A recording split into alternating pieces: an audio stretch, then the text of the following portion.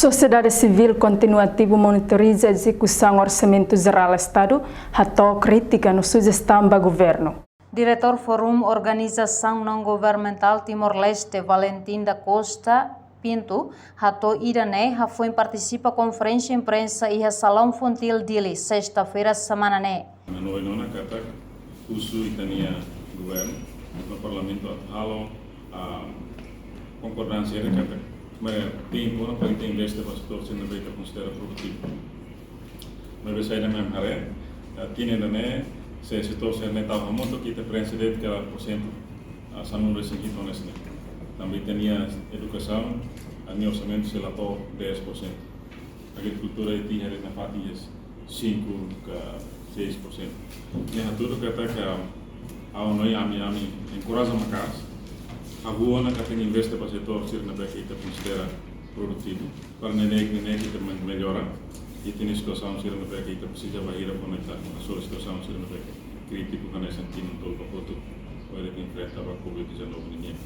Neve a minha encoraja ter você porque tem tal orçamento na pão você para ita eleva ita a situação ser na beca considerar esse problema.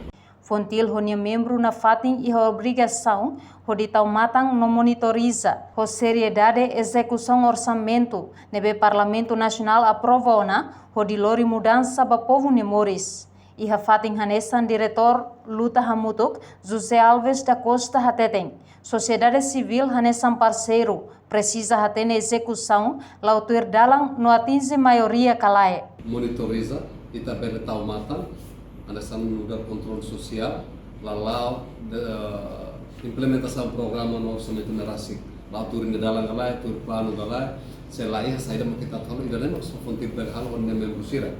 E atu garante ba sira bele garante executa to 100% ou mínimo 80% amila bele tamba anesteta autoater kata sudah civil laos executor, mas ita lugar parceiro crítico, saída maka governo haro ladia kita kritika seharusnya execução maka lalu kita kritika khusus irna razam tambah hanesa mosuk sampai 2022. Tuir diretor luta hamutuk execução tina rihun rua nulu resin rua funya 15% hat nulu resin ida. Fontil honia membro sira senti governo idane se la executa diak orçamento nebe aprova batina rihun rua nulu resin tolu ho montante bot. Reportagem Ana Rosária Televisão Timor Post.